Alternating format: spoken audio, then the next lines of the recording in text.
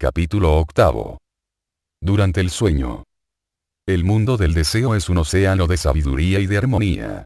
A ese mundo lleva el ego, la mente y el cuerpo de deseos cuando los vehículos inferiores quedan dormidos. Allí, el primer cuidado del ego es la restauración del ritmo y armonía de la mente y del cuerpo de deseos. Esta restauración se realiza gradualmente conforme las armoniosas vibraciones del mundo del deseo fluyen a través de ellos. Hay una esencia en el mundo del deseo correspondiente al fluido vital que compenetra al cuerpo denso por medio del cuerpo vital. Los vehículos superiores se sumergen en ese elixir de vida. Cuando se han fortalecido, comienzan a trabajar sobre el cuerpo vital que han dejado con el cuerpo denso dormido. Entonces el cuerpo vital empieza a especializar la energía solar de nuevo, reconstruyendo el cuerpo denso y empleando particularmente el éter químico como medio en ese proceso de restauración. Ocurre, sin embargo, que a veces el cuerpo de deseos no sale del todo, así que una parte de él permanece relacionada con el cuerpo vital, el vehículo de la percepción sensorial y de la memoria. El resultado es que la restauración se realiza únicamente en parte y que las escenas y acciones del mundo del deseo llegan a la conciencia física como en sueños. Por supuesto, la mayoría de los ensueños son confusos porque el eje de la percepción está torcido, debido a la relación impropia entre uno y otro cuerpo. La memoria es también confusa por la incongruente relación de los vehículos y uno de los resultados de la pérdida de la fuerza restauradora en un sueño lleno de ensueños, es la fatiga y que el cuerpo se siente muy cansado al despertar. ¿Qué es lo que hace que el sueño sea un proceso restaurativo? El término restaurativo por sí mismo implica una actividad. Cuando es necesario restaurar un edificio, los inquilinos se van para poner fin al desgaste y las goteras. Pero eso no es suficiente. Deben venir los obreros a trabajar en la casa para efectuar las reparaciones necesarias y solamente cuando el trabajo está terminado, el edificio se encuentra listo para que lo ocupen los inquilinos otra vez. Lo mismo sucede con el templo del espíritu, nuestro cuerpo denso, cuando ha quedado exhausto. Entonces es necesario que el ego, la mente y el cuerpo de deseo se evacúen el lugar, dejando plena libertad al cuerpo vital, para que lo reponga. De ahí que se produce una separación, cuando el cuerpo denso se duerme. El ego y la mente, envueltos en el cuerpo de deseos, se retiran del cuerpo vital y del denso, permaneciendo los dos cuerpos inferiores sobre el lecho, mientras los dos superiores flotan cerca del cuerpo que duerme. Ahora comienza el proceso de restauración. En las luchas que se producen en el mundo físico, los perjuicios y heridas nunca están de un solo lado, el vencedor tiene también lesiones. Más duro e igual ha sido el combate, más parejas son las lesiones de los contendientes. Asimismo sucede con los cuerpos vital y de deseos que luchan entre sí, siempre es el cuerpo de deseos el que vence, sin embargo su victoria es siempre una derrota, pues debe dejar el campo de batalla y su botín, el cuerpo denso, en las manos del cuerpo vital vencido y retirarse para reparar su propia armonía destrozada. Entonces, habiendo abandonado el cuerpo que duerme, entra en el océano de energía y armonía que se llama mundo del deseo. Aquí vive de nuevo los incidentes del día, que se presentan en orden inverso, de las consecuencias a las causas, corrigiendo así las confusiones cotidianas y formando imágenes correctas para reemplazar a las impresiones falsas que se forman debido a las limitaciones del cuerpo denso. A medida que la armonía del mundo del deseo compenetra el cuerpo de deseos, los errores son reemplazados por la sabiduría y la verdad, recobrando entonces su ritmo y tono. El tiempo requerido para restaurar el cuerpo de deseos es variable y depende de si durante el día su vida ha sido muy ilusoria, impulsiva y agotadora. Entonces y solo entonces, empieza el trabajo de restauración de los vehículos que quedaron sobre el lecho. El restablecido cuerpo de deseos comienza a vivificar el cuerpo vital introduciendo energía rítmica en aquel y el cuerpo vital a su vez actúa sobre el cuerpo denso, eliminando los residuos ponzoñosos, con la ayuda del sistema nervioso simpático, como agente principal. Así el cuerpo denso queda completamente restaurado y rebosante de vida, cuando el cuerpo de deseos, la mente y el ego entran por la mañana y lo obligan a despertarse. Sin embargo, a veces, ocurre que estamos tan interesados y absorbidos por las cosas de nuestra existencia mundana, que aun después de la paralización del cuerpo vital y la consecuente inconsciencia del cuerpo denso, no podemos decidirnos a dejarlo tranquilo, para comenzar nuestro trabajo de restauración.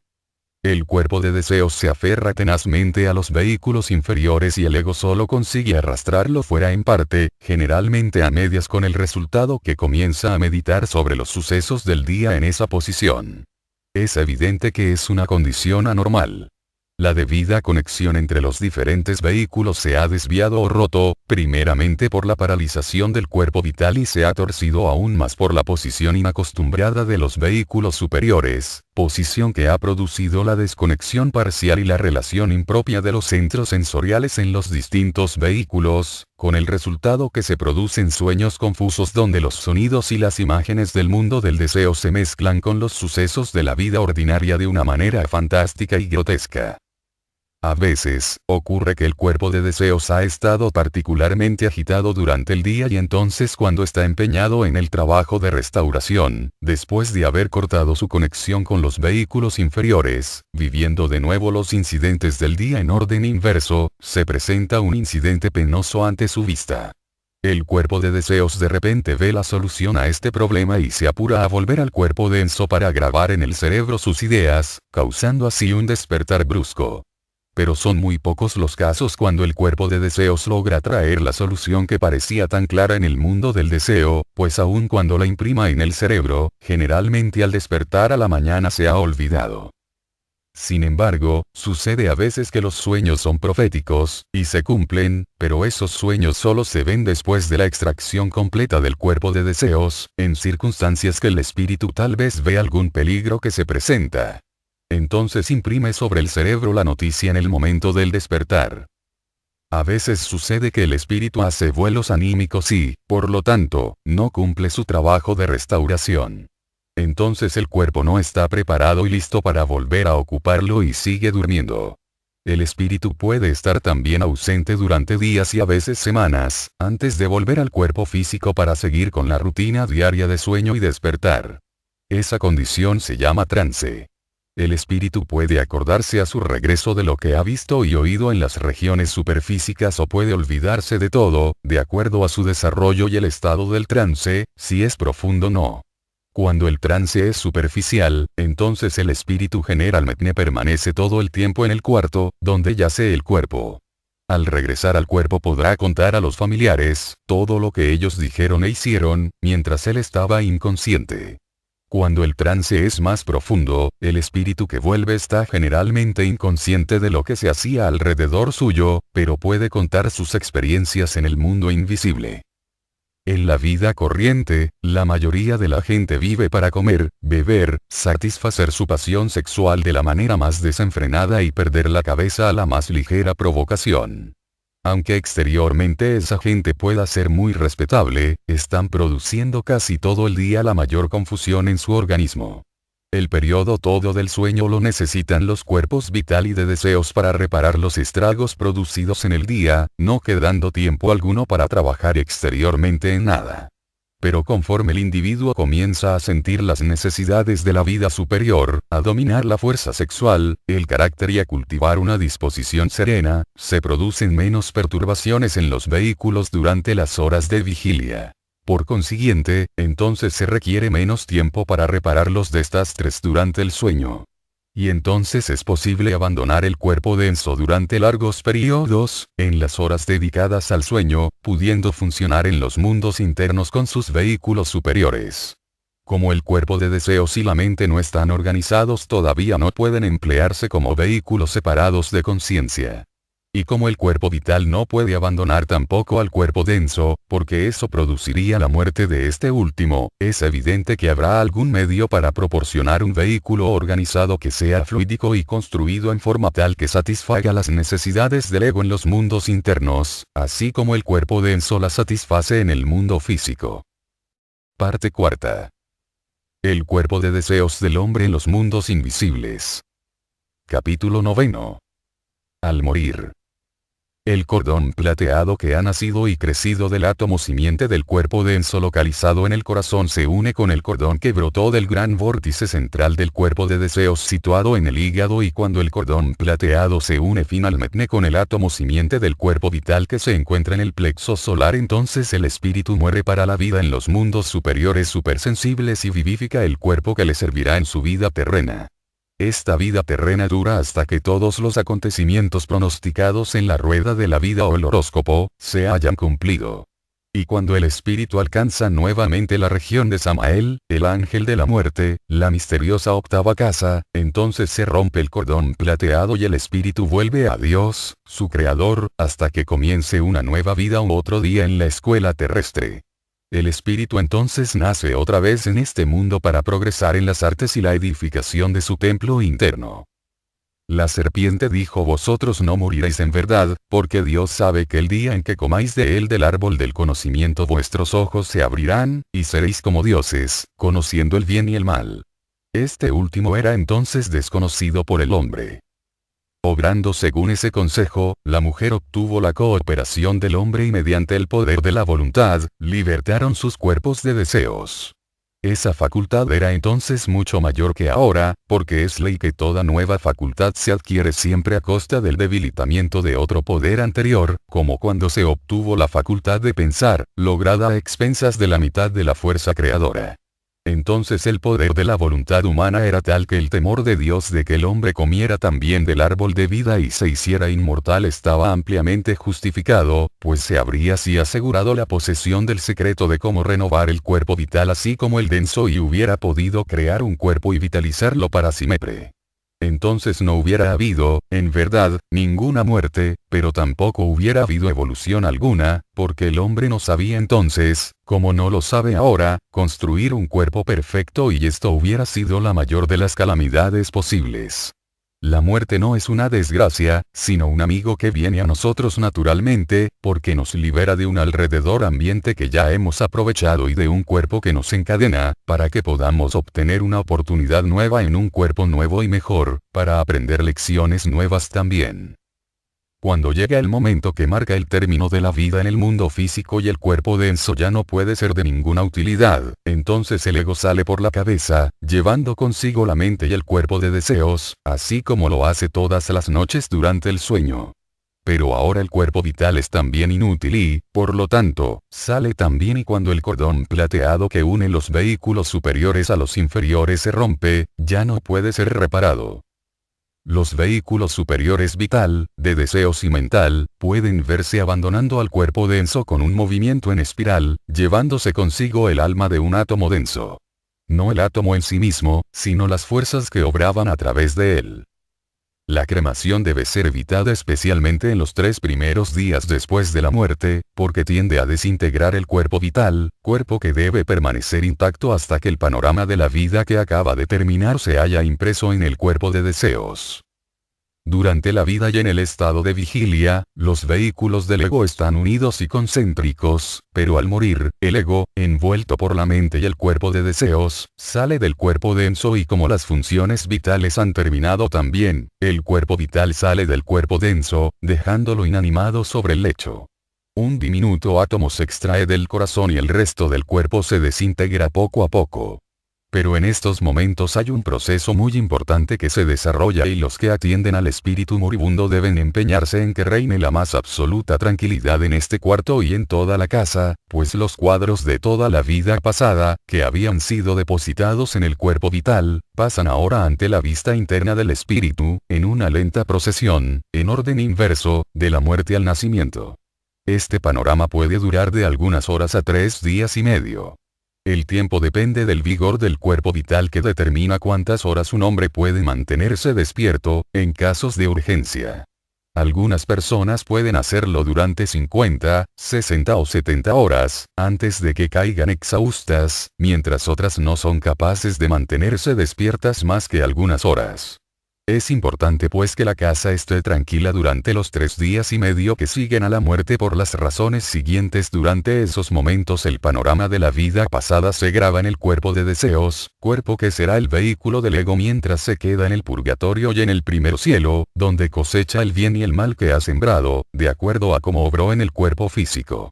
Cuando el hombre muere y se desprende de sus cuerpos vital y denso, el mismo proceso tiene lugar que cuando él se duerme. El cuerpo de deseos, como ya lo hemos dicho, no tiene órganos desarrollados, solo están latentes, pero después de la muerte se transforma de una nube ovoide, a una figura parecida al cuerpo denso abandonado.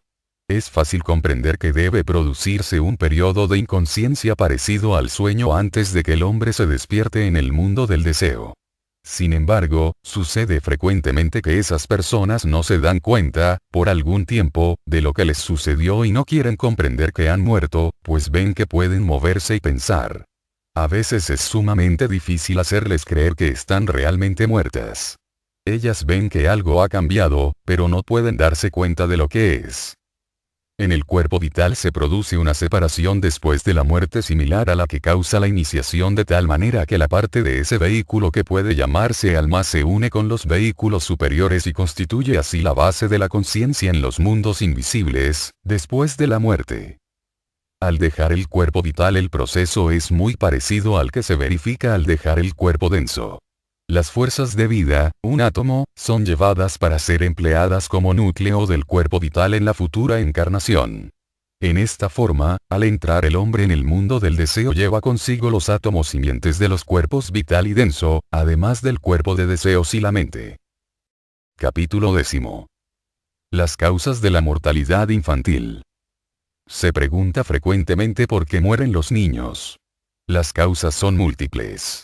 Una de ellas es la muerte en la vida precedente, bajo las circunstancias horripilantes de un accidente por incendio o en el campo de batalla, pues en tales condiciones el ego no pudo concentrarse debidamente en el panorama de su vida.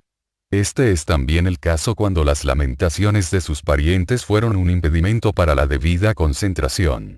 En consecuencia, la grabación de las experiencias de la vida sobre el cuerpo de deseos es muy débil, lo que origina una vida purgatorial y celestial en el primer cielo insípidas. En esos casos el ego no cosecha lo que sembró y, por lo tanto, puede cometer las mismas tonterías o pecados vida tras vida. Para remediar esto, debe ser impresa la requerida lección en el nuevo cuerpo de deseos que el ego se forma para su próximo renacimiento. En su descenso hacia el renacimiento, el ego está siempre inconsciente, cegado por la materia en que se sumerge, igual como nosotros estamos cegados al entrar en una casa en un día de sol. Solo después del nacimiento vuelve la conciencia en cierta medida. Entonces, cuando debido a la muerte, el ego pasa al primer cielo, se le enseña allí objetivamente y de un modo distinto, la lección que debía haber aprendido en la vida precedente terrena. Cuando la lección ha sido aprendida e impresa sobre el cuerpo de deseos antenatal, entonces el ego renace sobre la tierra y continúa su desarrollo de la manera ordinaria. Los niños que mueren antes de los 7 años no son responsables ante la ley de consecuencia, pues, solo han nacido con sus cuerpos denso y vital. Aún a los 12 y hasta los 14 años su cuerpo de deseos está en proceso de gestación y como lo que no ha sido vivificado no puede morir, solamente los cuerpos vital y denso son los que se desintegran cuando muere un niño. El cuerpo de deseos y la mente permanecerán hasta el nuevo nacimiento. Por lo tanto el niño no pasa por todo el camino de un ciclo de vida, que hace el ego habitualmente, sino que asciende directamente al primer cielo, donde aprende las lecciones que necesita y después de esperar allí de 1 a 20 años, renace otra vez, frecuentemente en la misma familia como un hermano o una hermana menor. Entonces, cuando los 3 días y medio que siguen a la muerte transcurren en un ambiente de paz y quietud, el hombre puede concentrarse mucho mejor sobre el panorama de su vida pasada y la grabación sobre el cuerpo de deseos será más profunda y plena que si lo estorbasen con histéricas lamentaciones de los parientes u otras cosas. Sentirá por lo tanto más agudamente en el purgatorio y en el primer cielo, todo el bien o el mal y en vidas posteriores, este sentimiento agudo le hablará en voz clara y terminante. Sin embargo, cuando las lamentaciones de los parientes disturben su atención o cuando el hombre muere en un accidente, sea en una calle llena de gente o en un percance ferroviario o en un incendio teatral o bajo otras circunstancias horripilantes, por supuesto que no habrá entonces ninguna oportunidad para la debida concentración. Tampoco puede concentrarse si lo matan en un campo de batalla. Pero no sería justo que pierda las experiencias de su vida por pasar de este mundo indebidamente y, por lo tanto, la ley de causa y efecto le ofrece una compensación. Generalmente creemos que cuando nace un niño, nace y se acabó. Pero así como durante el periodo de la gestación el cuerpo denso está protegido contra los impactos del mundo externo, dentro de la matriz de su madre, hasta que ha alcanzado la suficiente madurez y desarrollo, como para soportar las condiciones externas, así también ocurre algo similar con el cuerpo vital, el de deseos y la mente, que permanecen en estado de gestación y nacen en periodos posteriores, pues no tienen tras de sí una evolución tan larga como la del cuerpo denso. De ahí que necesiten un tiempo mucho mayor para alcanzar un grado de madurez suficiente para poderse individualizar. El cuerpo vital nace a los 7 años, cuando el periodo de crecimiento excesivo señala su advenimiento. El cuerpo de deseos nace alrededor de los 14 años, que marca el periodo de la pubertad, y la mente nace a los 21 años, cuando el niño se convierte en un hombre o en una mujer mayor de edad. Lo que no ha nacido no puede morir naturalmente, de manera que cuando un niño muere antes del nacimiento de su cuerpo de deseos, pasa directamente al primer cielo del mundo invisible. No puede ascender al segundo y tercer cielo, porque ni la mente ni el cuerpo de deseos han nacido todavía y no pueden morir. De manera que tiene que esperar simplemente en el primer cielo, hasta que se presente una nueva oportunidad para renacer, y si ha muerto en su vida pasada en las horribles circunstancias ya mencionadas por accidente o en el campo de batalla o en circunstancias en que sus parientes por sus lamentaciones hicieron imposible que obtuviera una impresión profunda tanto del mal como del bien cumplidos en la vida, como hubiera ocurrido si le hubiesen permitido morir en paz, entonces se le da instrucción cuando muere como un niño en la próxima vida, en lo relativo al efecto de las pasiones y de los deseos, de manera que pueda aprender así las lecciones que debió haber aprendido en la vida purgatorial, si hubiera podido quedar al morir sin perturbaciones. Entonces renace con el debido desenvolvimiento de su conciencia, para que pueda continuar su evolución. Debido a que en el pasado el hombre era muy guerrero y no cuidaba mucho a los parientes que pasaban al otro mundo, y por ignorancia hacía largos velatorios para los que habían muerto en su lecho, los que eran pocos en comparación con los muertos en el campo de batalla, debido a todo eso, forzosamente había y hay todavía mucha mortalidad infantil.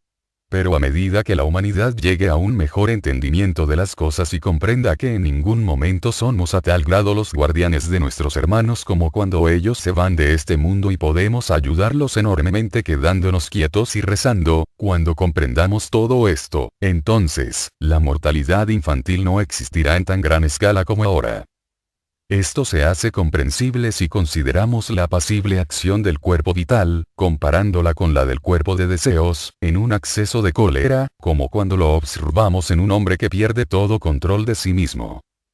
Bajo tales condiciones los músculos se ponen duros y la energía nerviosa se expande con una aceleración matadora, con el resultado que después de una explosión tan violenta, el cuerpo denso puede quedarse postrado durante semanas. El trabajo más pesado no acarrea tanta fatiga, como un acceso de ira. También un niño concebido en un acceso de pasión bajo la tendencia cristalizadora de la naturaleza de deseos, vive naturalmente un corto tiempo. El cuerpo de deseos se convierte en árbitro del destino del hombre en el purgatorio y en el primer cielo. Los sufrimientos que ha tenido que soportar por la expurgación del mal y la alegría que experimentó contemplando el bien que ha hecho, se llevan como conciencia a la nueva vida, para que el individuo se abstenga de volver a cometer los errores de la vida pasada, incitándolo a hacer en mayor escala todo lo que fue causa de alegría en dicha existencia. Cuando los parientes de la persona que muere están presentes en el cuarto mortuorio y empiezan a lamentarse histéricamente en el momento que el espíritu se va y siguen haciéndolo durante los días siguientes, entonces el espíritu, que aún está en contacto muy estrecho con el mundo físico, se conmueve mucho por la desesperación de los seres queridos y no puede fijar bien su atención en la contemplación de su vida pasada. Así la grabación hecha en el cuerpo de deseos no será tan profunda, como hubiera sido si el espíritu saliente fuera dejado en paz y tranquilo. Por consiguiente, los sufrimientos en el purgatorio no serán tan agudos, ni las alegrías en el primer cielo tan grandes y, por lo tanto, el ego, al volver a la tierra, habrá perdido el resultado de una parte de las experiencias de su vida pasada. Es decir, que la voz de la conciencia no le hablará con tanta insistencia, como hubiera sucedido si el ego fuera dejado tranquilo, sin que lo estorben las lamentaciones. Para remediar esta falta, el ego generalmente renace entre las mismas personas que lamentaron tanto su pérdida, pero se le hace morir en los años de la infancia. Entonces el ego entra en el mundo del deseo, pero como un niño no comete pecados que deben expurgarse, su cuerpo de deseos y la mente quedan intactos y, por lo tanto, va directamente al primer cielo. Allí espera la oportunidad de una nueva encarnación y ese tiempo de espera se aprovecha para darle lecciones respecto al efecto de las diferentes emociones, buenas y malas. A menudo hay alguno de su familia, estando a su cargo la enseñanza de todo lo que haya perdido por las lamentaciones histéricas de los parientes. O bien otros le dan las lecciones. En una palabra, la pérdida está más que recuperada y, por lo tanto, cuando el niño regresa a su segundo nacimiento tendrá tanto crecimiento moral como el que hubiera tenido bajo circunstancias normales, sin las lamentaciones perniciosas en el momento de la muerte.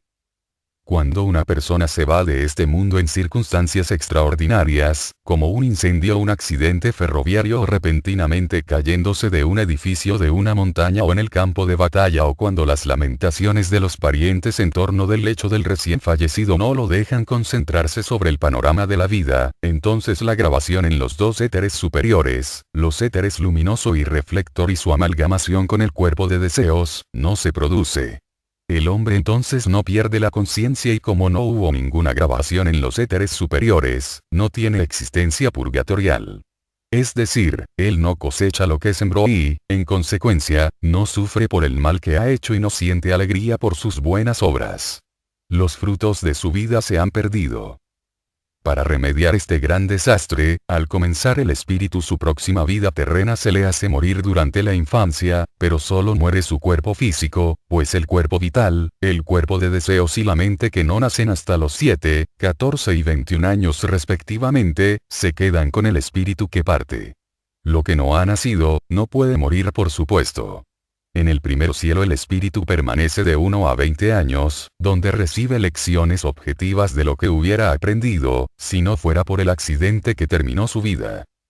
Y así renace preparado para ocupar su debido lugar en el sendero de la evolución.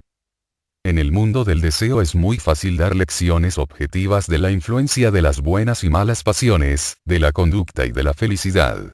Estas lecciones se imprimen indeleblemente sobre el sensitivo y emotivo cuerpo de deseos del niño y lo acompañan después de su nacimiento, así que muchos de los que llevan una vida noble, lo deben a que han estado sometidos a ese desarrollo.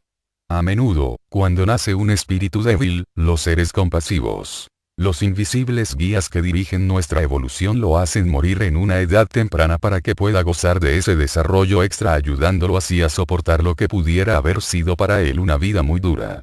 Este parece ser el caso, especialmente cuando la impresión en el cuerpo de deseos fue débil debido a que las personas que rodeaban al moribundo lo perturbaron con sus lamentaciones o por haber muerto por accidente o en un campo de batalla. Bajo esas circunstancias el muerto no ha experimentado la intensidad de sentimientos apropiada en su estado post-mortem y, por lo tanto, cuando renace y muere en edad temprana, aquella pérdida se recobra en la forma indicada más arriba. Muy a menudo el deber de cuidar a ese niño en la vida celeste recae sobre aquellos que fueron causa de esa anomalía. Se les proporciona así una oportunidad para reparar su falta y aprender a obrar mejor. O también pueden ser los padres del recién nacido y cuidarlo durante los pocos años que viva. Entonces nada importará que se lamenten histéricamente cuando el niño muera, porque en el cuerpo vital infantil no hay recuerdos o imágenes de ninguna consecuencia. Capítulo 11. El purgatorio. Después de la muerte, el ego asciende gradualmente a través de las diferentes regiones espirituales, hasta el tercer cielo, y cuando llega el tiempo de renacer, entonces comienza a descender gradualmente a través de la región del pensamiento concreto, el mundo del deseo y el éter del plano físico. El autor. Está seguro que ninguno de sus amigos nunca ha subido a las partes superiores del mundo del deseo o a la región del pensamiento concreto, sin pasar primeramente a través del éter y el plano más bajo del mundo del deseo, que es la región purgatorial. El purgatorio ocupa las 3 regiones inferiores del mundo del deseo. El primer cielo está en las 3 regiones superiores. La región central es una especie de territorio neutral o limítrofe, ni cielo, ni infierno. El objeto del purgatorio es borrar los malos hábitos, haciendo imposible su gratificación. El individuo sufre exactamente lo que ha hecho sufrir a otros con su deshonestidad, crueldad, intolerancia o lo que fuere. Por este sufrimiento aprende a obrar cariñosa, honesta, benévolamente y con toda paciencia para los demás en el futuro. La ley que estamos considerando ahora, es la ley de consecuencia. En el mundo del deseo, obra purgando al hombre de sus deseos inferiores, corrigiendo las debilidades o vicios que obstaculizan su progreso, haciéndolo sufrir de la manera más adaptada a ese propósito. Si ha hecho sufrir a otros o se ha portado injustamente con ellos, tendrá que sufrir de idéntica manera.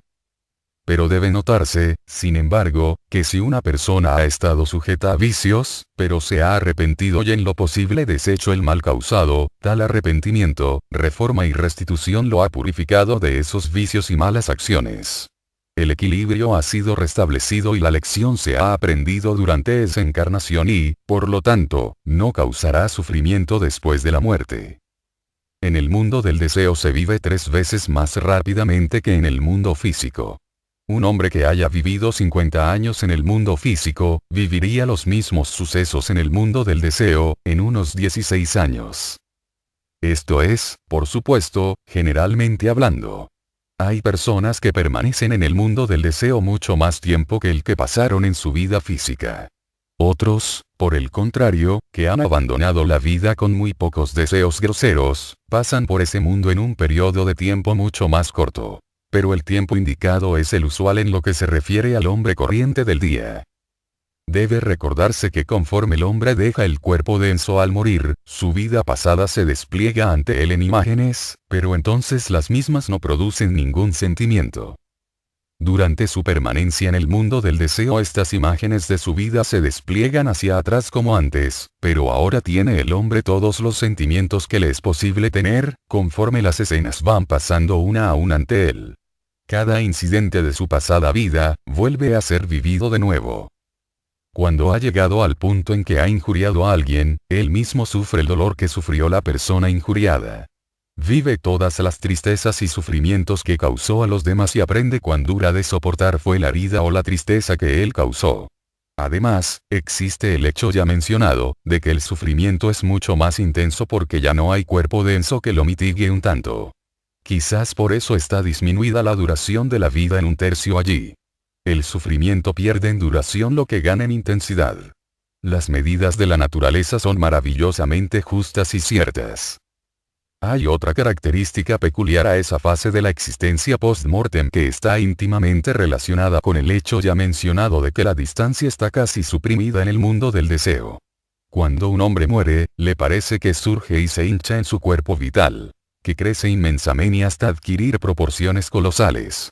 Este sentimiento es debido, no a que el cuerpo crezca realmente, sino a que las facultades perceptivas reciben tantas impresiones de varias fuentes que parece que todas están a mano. Y lo mismo sucede con el cuerpo de deseos. Al hombre le parece que está presente ante todos aquellos con los cuales sus relaciones en la tierra fueron de manera tal, que necesitan corrección. Si ha injuriado a un hombre en San Francisco y a otro en New York, sentirá como si una parte de sí mismo, estuviera en cada una de esas ciudades. Esto le produce un sentimiento inexplicable de estar hecho pedazos. El estudiante comprenderá ahora la importancia del panorama de la vida pasada durante la existencia purgatorial, en la que este programa se realiza en sentimientos definidos. Si se le dejara tranquilo, sin perturbarlo, al morir, la impresión de aquel se realizará en toda su plenitud, clara y profundamente, en el cuerpo de deseos, lo que hará, la vida en el mundo del deseo, mucho más vívida y consciente, y la purificación será más perfecta que si, debido a los lamentos por parte de los que rodean su lecho de muerte, durante el periodo de 3 días mencionado, el hombre solo pudiera tener una impresión vaga de su vida pasada. El espíritu que ha grabado en su cuerpo de deseos un recuerdo claro y profundo, comprenderá los errores de su vida pasada, mucho más clara y definidamente, que si las imágenes fuesen borrosas, debido a que la atención individual ha sido distraída por los lamentos y sufrimientos de los que lo rodeaban. Sus sentimientos concernientes a las cosas que causan su sufrimiento actual en el mundo del deseo, serán mucho más definidos si se graban profundamente por medio de una impresión panorámica, clara y distinta, que si la duración de aquel proceso fuese corto. Los así llamados muertos, pueden formar por medio de sus pensamientos cualquier prenda de vestir que quieran. Generalmente, ellos piensan que están vestidos de acuerdo a la moda del país donde ellos vivían antes de pasar al mundo del deseo y, por lo tanto, ellos aparecen así vestidos sin gran esfuerzo de pensamiento. Pero cuando ellos desean obtener algo nuevo o una prenda de vestir poco común, entonces naturalmente deben servirse de su fuerza de voluntad para hacer aparecer tal o cual cosa. Y esa prenda de vestir dura solo tanto tiempo como la persona crea que la está usando. Pero esa plasticidad de la materia de deseos que se presta también al poder del pensamiento, puede también emplearse en otras direcciones. Generalmente, cuando una persona deja este mundo a consecuencia de un accidente, ella se imagina desfigurada por el accidente, sea que le falte una pierna o un brazo o que tiene un agujero en la cabeza. Sin embargo, esto no le molesta, pues puede moverse en el mundo del deseo sin brazos o sin piernas, igual como si los tuviera. Esto demuestra la tendencia del pensamiento a moldear el cuerpo de deseos. Al principio de la Primera Gran Guerra Mundial, cuando una gran cantidad de soldados pasó al mundo del deseo, con las más horribles lesiones, entonces los hermanos mayores y sus alumnos enseñaron a esos hombres que con solo concentrar sus pensamientos en que ellos estaban sanos y normales de cuerpo, desaparecerían por completo sus horribles heridas que los desfiguraban tanto. Así lo hicieron inmediatamente. Ahora los recién venidos, cuando se acostumbran al nuevo ambiente y comprenden las cosas del más allá, se sanan enseguida de sus heridas y amputaciones y al mirarlos nadie podría pensar que murieron a causa de un accidente en el mundo físico. En consecuencia, este conocimiento es tan general ahora, que muchas personas que pasaron al más allá desde entonces, aprovecharon esta cualidad de la materia de deseos para moldearla con sus pensamientos, en los casos cuando querían cambiar el aspecto de su cuerpo. A veces los que son muy gordos quieren aparecer más delgados y, al contrario, los que son muy delgados quieren ser más gordos. Pero este cambio o transformación, no siempre tiene éxito por mucho tiempo, debido al arquetipo, las carnes por así decir, agregadas a una persona delgada o las carnes sacadas a una persona corpulenta no quedan permanentemente en el mismo lugar, pues el hombre delgado vuelve a su silueta original y el gordo que enflaqueció, nota que está gradualmente engordando otra vez y, por lo tanto, el proceso debe repetirse.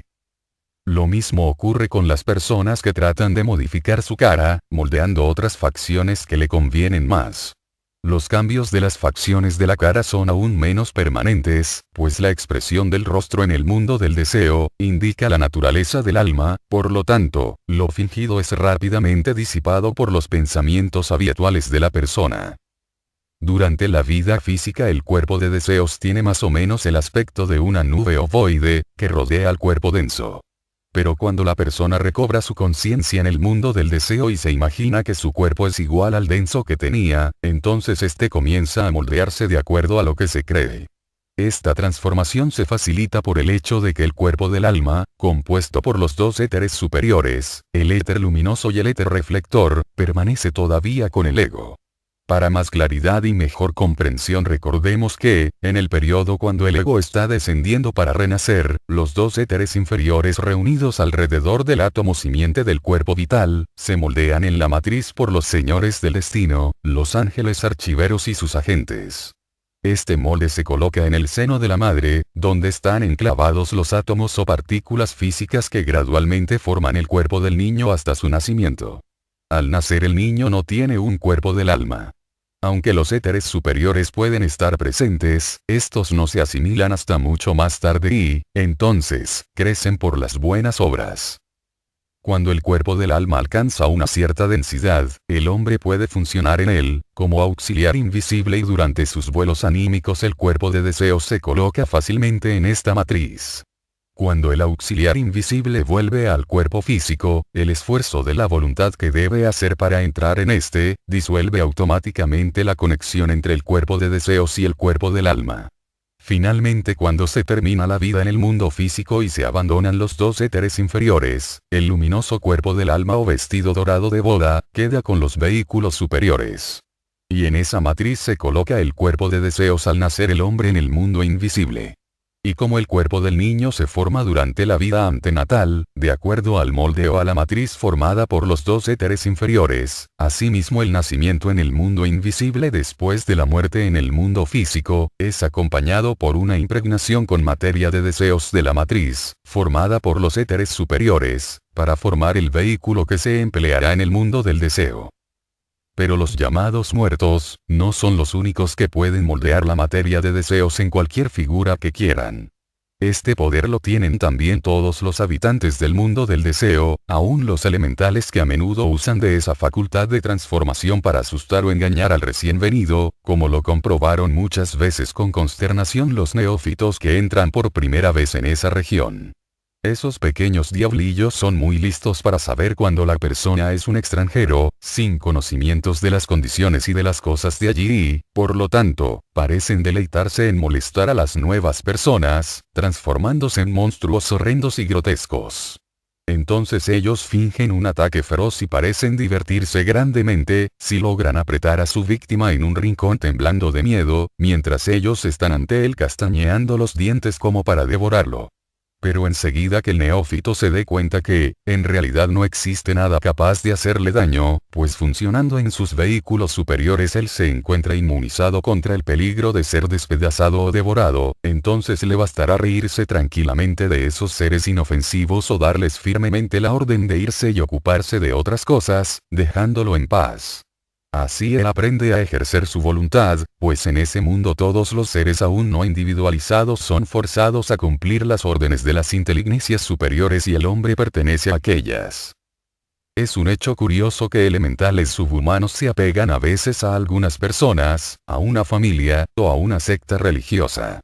Sin embargo, en este último caso se pudo verificar que su vehículo no estaba formado por el cuerpo de pecado endurecido compuesto del cuerpo de deseos y cuerpo vital entretejidos, sino que fue obtenido a través de un medium, en este caso una persona buena, común y que el éter de este vehículo se encontraba en un estado de desintegración.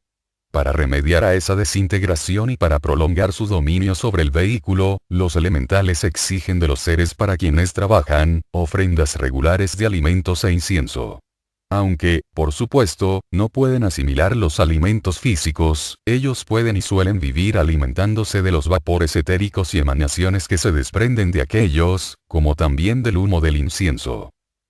Cuando el ego se libera del cuerpo vital, se rompe su último lazo con el mundo físico y, entonces, penetra en el mundo del deseo. La forma ovoide del cuerpo de deseos, ahora cambia y asume la forma del cuerpo denso descartado.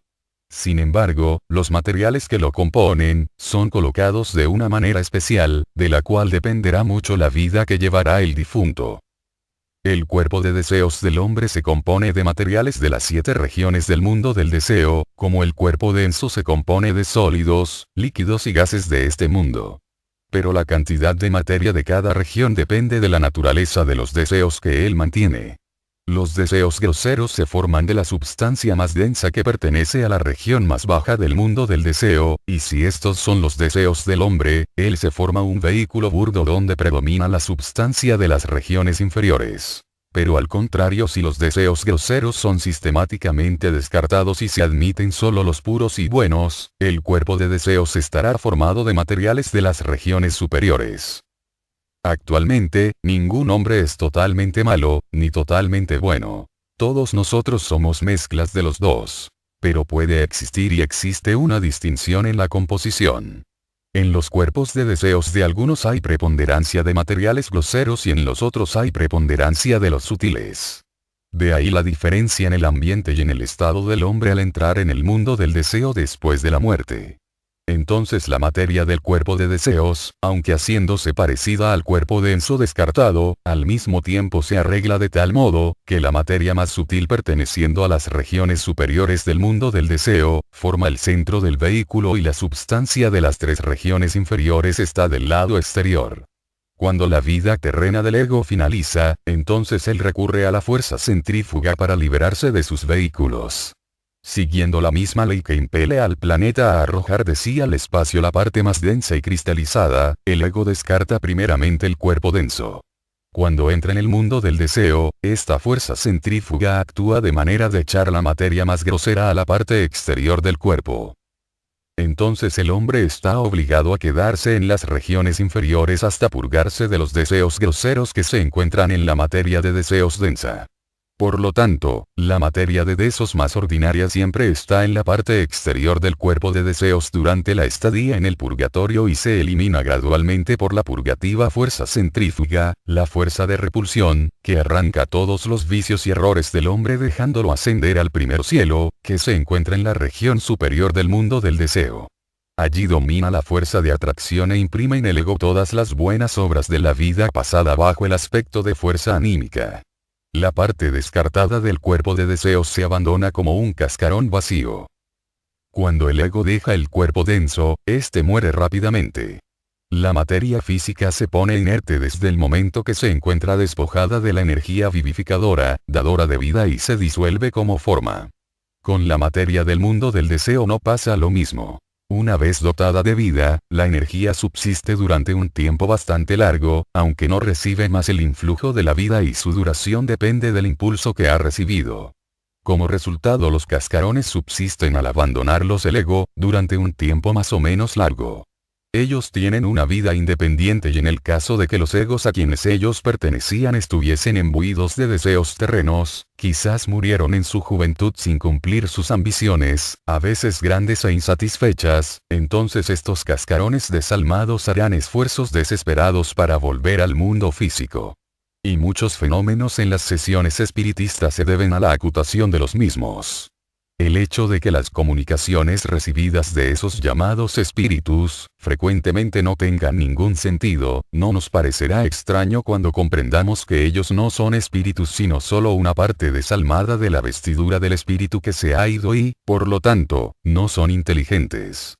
Tienen memoria de la vida pasada, debido al panorama que fue grabado al morir, que les permitirá asombrar a los familiares contando incidentes de la vida privada, desconocidos para otros, pero la verdad es que ellos no son más que vestiduras descartadas del ego, dotadas de una vida independiente durante algún tiempo. Pero no sucede siempre que esos cascarones se queden sin alma, pues hay diferentes clases de seres en el mundo del deseo, que evolucionan en dicho mundo. Son buenos y malos, igual que los seres humanos y generalmente se clasifican bajo la denominación de elementales, aunque difieren mucho por su apariencia, inteligencia y características. Nos ocuparemos de ellos solo en la medida que su influencia se relaciona con el estado post-mortem del hombre. A veces sucede, especialmente cuando el hombre tiene la costumbre de evocar a los espíritus, que esos seres se apoderan del cuerpo denso en la vida terrena y hacen de él un medium irresponsable. Al principio lo atraen con enseñanzas que parecen elevadas, pero gradualmente lo hacen muy inmoral y lo peor de todo, ellos se apoderan de su cuerpo de deseos, al abandonarlo el hombre y ascender al cielo. Debido a que los impulsos contenidos en el cuerpo de deseos son la base de la vida en el cielo y son también los resortes o móviles que impelen al hombre a reencarnar para proseguir con su crecimiento, este hecho es una cosa muy seria, pues la evolución completa del hombre puede detenerse durante épocas muy largas, hasta que el elemental abandone dicho cuerpo. Cuando lo bueno y lo malo de una vida haya sido extraído, el espíritu descarta su cuerpo de deseos y asciende al segundo cielo. Entonces el cuerpo de deseos comienza a desintegrarse, como lo hicieron los cuerpos físico y vital, pero es una particularidad de la materia de deseos que una vez formada y dotada de vida, permanece así por mucho tiempo.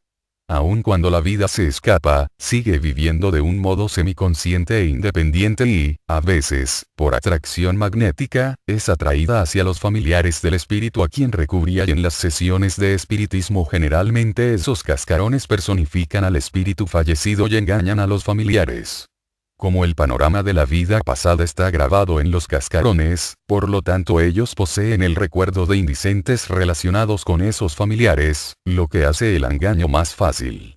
Pero como están desprovistos de intelecto, no se hallan en condiciones de dar un buen consejo, y esto explica las cosas vacías, tontas y vulgares que ellos dicen. Al despertar el hombre en el mundo del deseo, es exactamente el mismo que antes de morir, pero con una sola excepción. Si alguien pudiera verlo allí lo reconocería enseguida, si lo hubiera conocido aquí. La muerte no tiene poder de transformación.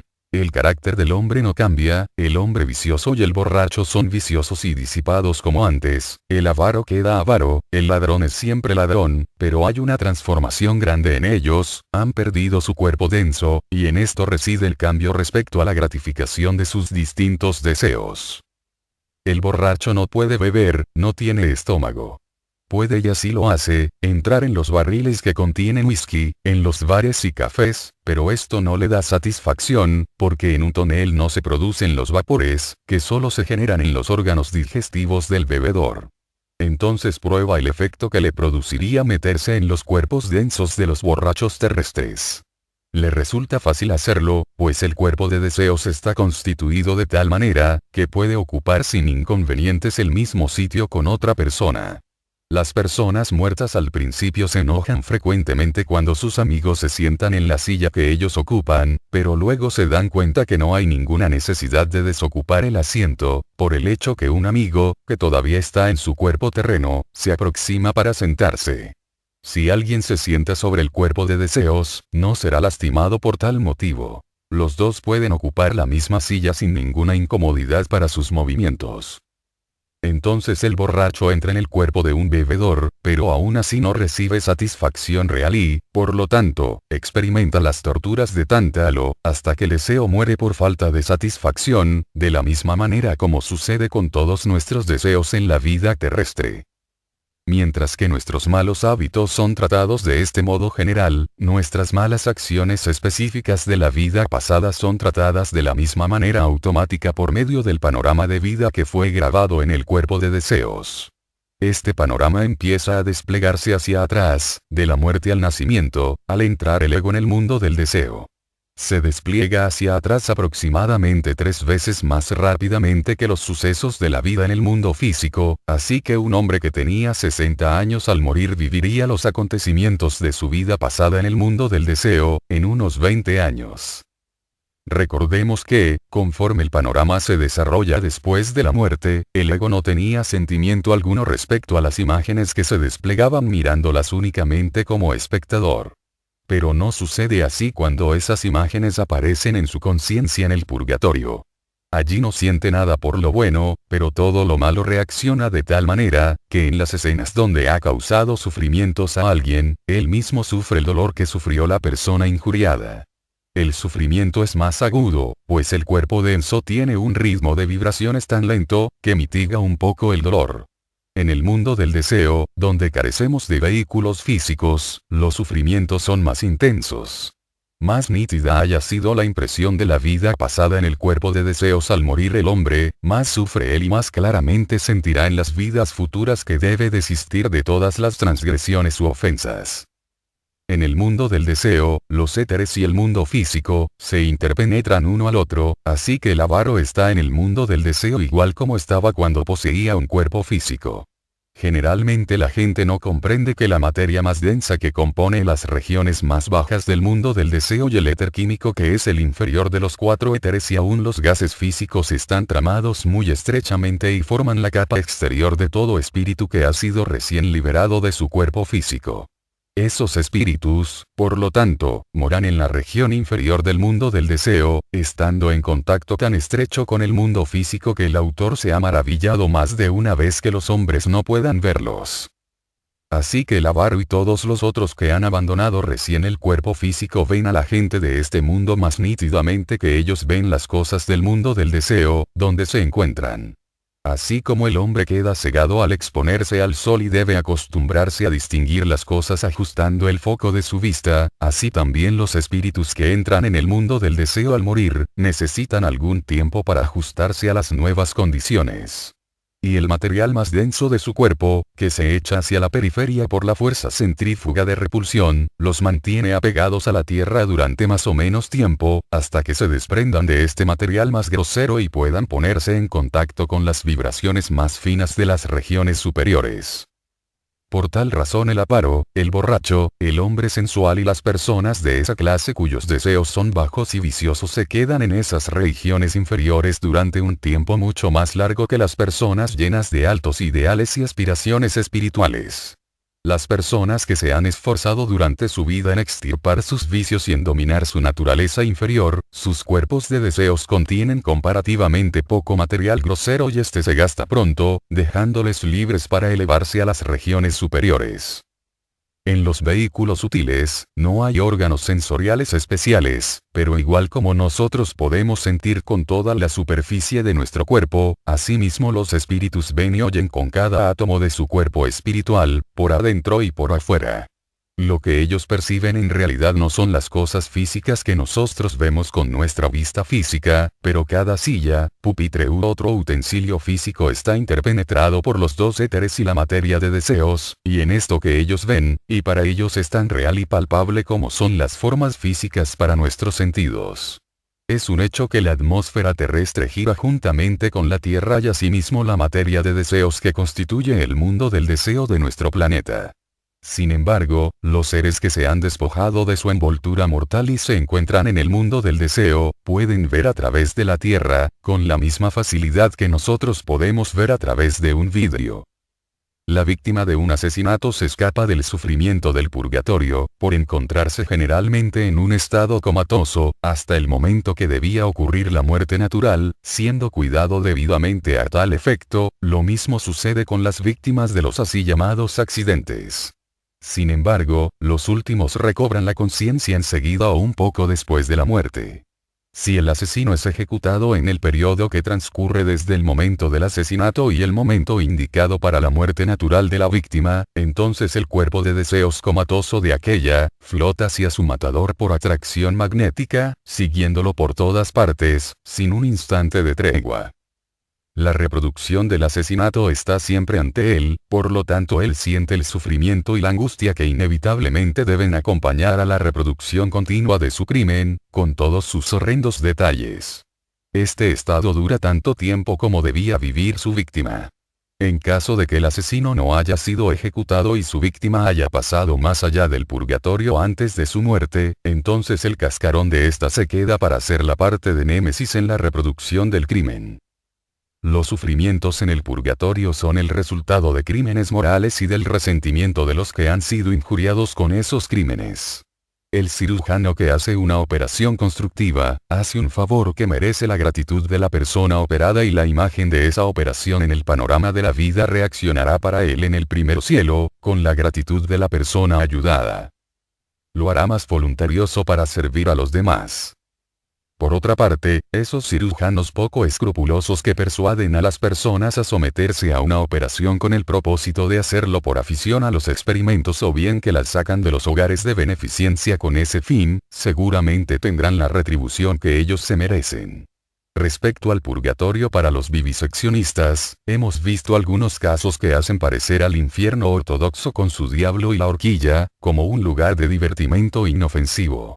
Sin embargo, no hay agentes exteriores de la naturaleza ultrajada para castigar a aquellos, solamente existe la agonía de los animales torturados, grabada en su panorama de vida reaccionando sobre ellos con triple intensidad porque la duración de la vida purgatorial, es disminuida a un tercio de la existencia física. Esta clase de personas no comprenden la carga que se están echando encima, de lo contrario las cámaras de tortura serían pronto desocupadas y el mundo contaría con una calamidad menos. Cuando una persona, hombre o mujer, ha sido muy dura y cruel en esta vida, cuando no ha tomado en cuenta los sentimientos del prójimo y ha hecho sufrir a otros, veremos que sus sufrimientos en el purgatorio serán muy agudos, aún intensificados por el hecho que la existencia purgatorial es más corta que la vida terrestre, es decir, que el dolor se intensifica en proporción a cómo se acorta la duración. Sin embargo, es evidente que si esas experiencias fueron continuas y el dolor engendrado por un acto fuera seguido inmediatamente por otro, entonces se perdería mucho del efecto del sufrimiento sobre el alma, pues ésta no podría sentir toda su intensidad. Por lo tanto, las experiencias parecen venir en oleadas y hay un periodo de espera después de cada periodo de sufrimiento para que el próximo pueda ser sentido en plena intensidad. Dios nunca busca la venganza y solo quiere enseñar a los que se permiten obrar mal para que no repitan sus malos actos, imponiéndole al malhechor dolor por dolor. Este procedimiento lo impelerá en una vida futura a respetar los sentimientos ajenos y a ser misericordioso para con todo el mundo. Por lo tanto, la máxima intensidad del dolor es necesaria para la conservación de la energía y para hacer lo bueno y puro más pronto, lo que no sería el caso si el dolor fuera continuo y el sufrimiento correspondientemente menos agudo. Si el difunto pudiera dejar tras sí todos sus deseos, se desprendería bien pronto del cuerpo de deseos, quedando así libre para entrar en el mundo celeste, pero no sucede así generalmente. La mayoría de los hombres, especialmente si mueren en la primavera de su vida, tienen muchos lazos y mucho interés por la vida de la tierra. Al perder su cuerpo físico no por eso han alterado sus deseos y, en realidad, muy a menudo sus deseos son aumentados por un anhelo intensísimo de volver. Y esto obra sujetándolos más al mundo del deseo en una forma poco agradable, aunque desgraciadamente no lo comprendan así. Por otra parte, las personas viejas y decrépitas, los que han sido debilitados por una larga enfermedad y están cansados de la vida, pasan por él rápidamente. Esto se comprenderá mejor por la siguiente ilustración: una semilla se separa fácilmente del fruto maduro, pues la pulpa no se adhiere a ella, mientras que en una fruta verde la semilla se aferra con tenacidad a la carne. Compréndase entonces que es muy duro para las personas el verse privadas de su cuerpo por un accidente, mientras se encuentran en la plenitud de sus fuerzas y salud físicas, embargadas bajo muchos aspectos en las actividades de la vida diaria, ligados por los lazos matrimoniales, de familia, de relaciones, de amigos y parientes y en la realización de negocios y placeres. El suicida, que trató de huir de la vida, únicamente encuentra que está más vivo que nunca y en el más lastimoso estado. Puede observar a aquellos a quienes ha perjudicado, quizás por sus actos y, lo peor de todo, es que tiene un inexpresable sentimiento de vacuidad, de estar ahuecado o vacío. La parte del aura ovoide en la que generalmente está el cuerpo denso, está vacía y, aunque el cuerpo de deseos ha tomado la forma del cuerpo denso perdido, se siente como si fuera una cáscara vacía, porque el arquetipo creador del cuerpo en la región del pensamiento concreto, persiste como molde vacío, por decirlo así, durante tanto tiempo como debió vivir el cuerpo denso. Cuando una persona muere de muerte natural, aunque sea en los albores de su vida, la actividad del arquetipo cesa y el cuerpo de deseos se ajusta por sí mismo, como para ocupar la forma por completo, pero en el caso del suicida, el espantoso sentimiento de vacío, permanece hasta que llega el tiempo en el que, por el curso natural de los acontecimientos, debió ocurrir su muerte. Mientras el hombre mantenga anhelos relacionados con la vida terrestre, debe permanecer en su cuerpo de deseos y como el progreso del individuo requiere que éste pase a las regiones superiores, la existencia en el mundo del deseo debe ser forzosamente purgadora, tendiente a purificarlo de sus ansias. El cómo se ejecuta, será bien comprendido tomando algunos ejemplos definidos. El avaro que ama a su oro en la vida terrestre lo sigue amando igual después de la muerte. Pero, en primer lugar, no puede adquirir más, porque no tiene cuerpo denso a su disposición para ello y, lo que es peor de todo, ya no puede guardar lo que acumuló durante su vida. Probablemente irá y se sentará al lado de su caja fuerte y observará su querido oro o las acciones, pero sus herederos aparecerán y, quizás burlándose hablarán del viejo avaro a quien no ven, pero que son vistos y oídos por este último, abrirán su caja y aun cuando aquel se arroje sobre su oro para protegerlo, ellos echarán mano al dinero, sin imaginarse siquiera que el avaro anda por allí y gastarán su tesoro, mientras el que lo acumuló se queda sufriendo y con una rabia impotente. Sufrirá intensamente y sus tormentos serán tanto más terribles, porque son completamente mentales, pues no tienen lugar en el cuerpo denso que embota el sufrimiento hasta cierto punto. En el mundo del deseo esta angustia tiene amplia expansión y el hombre sufrirá hasta que aprenda que el oro puede ser una calamidad o un azote. En esta forma se va contentando gradualmente con su suerte y se libera por último de su cuerpo de deseos y puede seguir adelante. Podemos tomar también como ejemplo, el caso de un borracho, tiene tanto gusto por los licores, después de su muerte como antes de ella. No es el cuerpo denso el que le pide bebida, se ha enfermado por el alcohol y quisiera pasarse sin él. Vanamente protestará en diversas maneras, pero el cuerpo de deseos del bebedor exigirá la bebida y obligará al cuerpo denso a tomarla, para que así resulte una sensación de placer, pues aquel producto aumenta la vibración. Este deseo subsiste después de la muerte del cuerpo denso, pero el bebedor no tiene en su cuerpo de deseos ni boca para beber ni estómago capaces de contener licores físicos. Puede y así lo hace, ir a los bares o cafés, donde interpola su cuerpo dentro del de los bebedores para aprovechar así un tanto de sus vibraciones por inducción, pero esto es demasiado débil como para darle satisfacción. Puede y así lo hace, meterse en un tonel de whisky, pero, esto tampoco le da resultado, porque en un barril no se producen los vapores que solo se generan en los órganos digestivos del borracho. No tienen el menor efecto sobre él y se encuentra en parecidas circunstancias a las que se encuentra el hombre en un bote abierto si estuviera en medio del océano. Agua por doquier, pero ni una sola gota para beber y, en consecuencia, sufre intensamente. Con el tiempo aprende, sin embargo, la inutilidad de desear bebidas que no puede obtener. De la misma manera como sucede con muchos de nuestros deseos en el mundo del deseo, mueren por falta de oportunidad para satisfacerlos.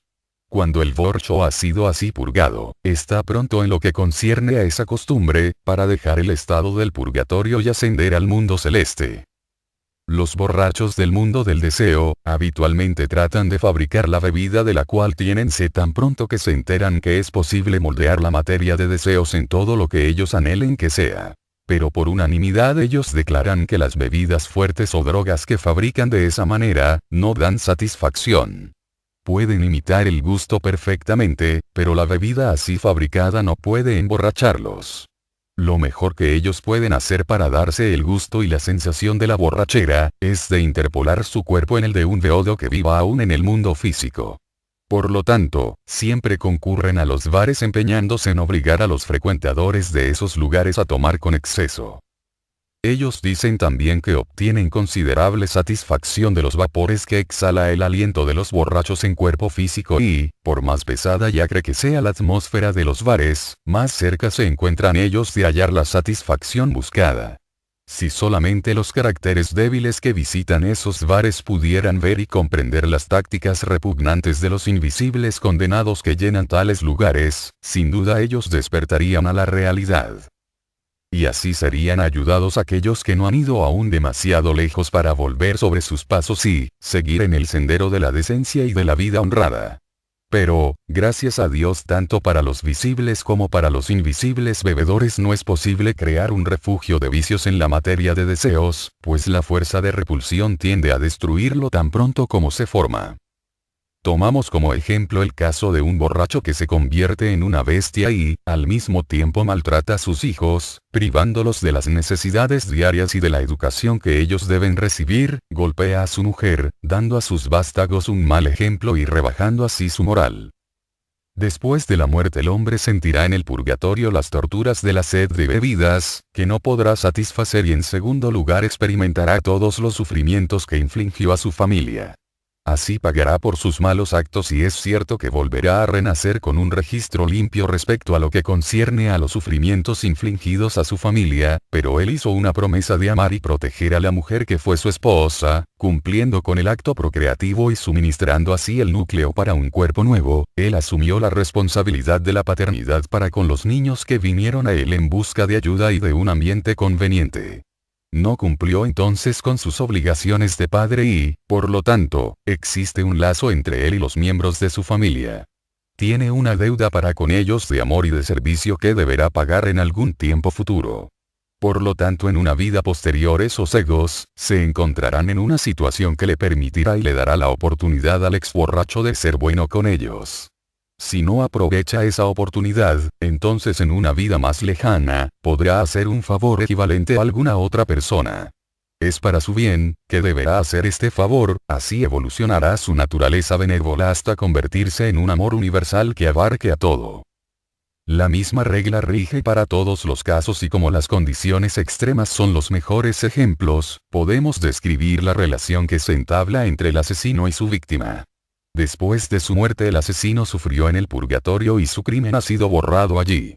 Pero se estableció un lazo entre estos dos egos y, en una vida futura, se encontrarán otra vez para que el asesino tenga la oportunidad de servir a su víctima de antaño y para que se reconcilien, convirtiéndose en amigos. El sentimiento de amistad debe hacerse universal, pues es el principio básico en el reino de Dios. Cuando la ruptura ocurre entre el cuerpo de deseos y la mente, el cuerpo de deseos de una persona demente que ha muerto está aún desenfrenado después del fallecimiento y es causa para el ego de muchas calamidades durante su existencia en el mundo del deseo.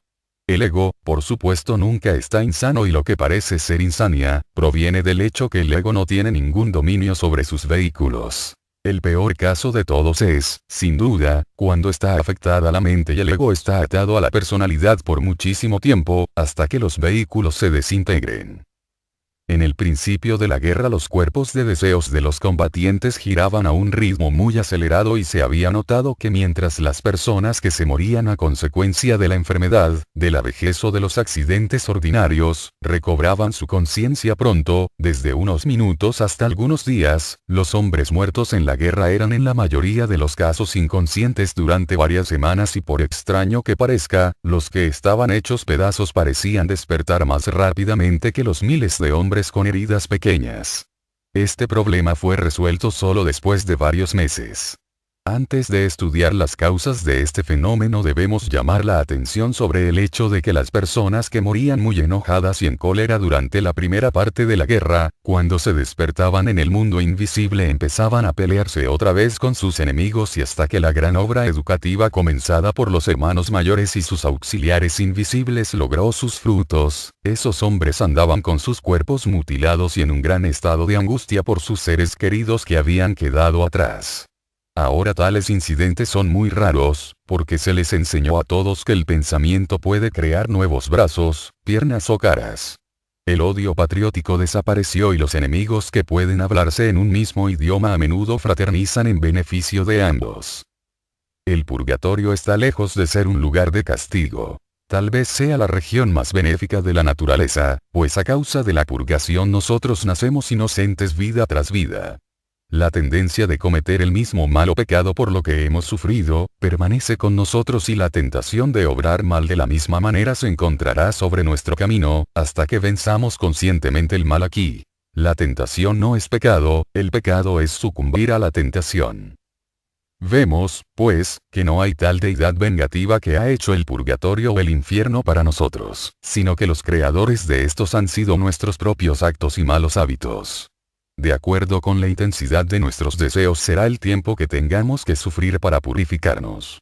En los casos antes mencionados no hubiera habido el menor sufrimiento para el bebedor por haber perdido sus posesiones materiales. Si hubiera tenido algunas, no se hubiera cuidado de ellas. Ni tampoco le habría causado el menor sufrimiento al avaro el encontrarse privado de alcoholes embriagantes. Podríase afirmar que nada le hubiera importado que no existiera ni una sola gota de licor en el mundo. Pero si se preocupó por su oro y el borracho por su bebida y así, la inconmovible ley da a cada uno lo que necesita para purificarse de sus intensos e impíos deseos y malos hábitos. Esta es la ley que está simbolizada por la guadaña de la gran segadora, la muerte. La ley que dice aquello que el hombre sembrase, eso mismo recogerá. Es la ley de causa y efecto, que rige todas las cosas en los tres mundos, en cada región de la naturaleza física, moral y mental. Por todas partes, obra inflexiblemente regulando todas las cosas, restableciendo el equilibrio aun donde el menor acto haya producido una perturbación, desequilibrio que todos los hechos producen. El resultado puede manifestarse inmediatamente o puede demorarse durante años o vidas enteras, pero algún día y en alguna parte se hará la justicia y equivalente retribución. El estudiante debe notar muy especialmente que el trabajo de la ley es completamente impersonal. En el universo no existe ni recompensa, ni castigo. Todo es el resultado de la ley invariable.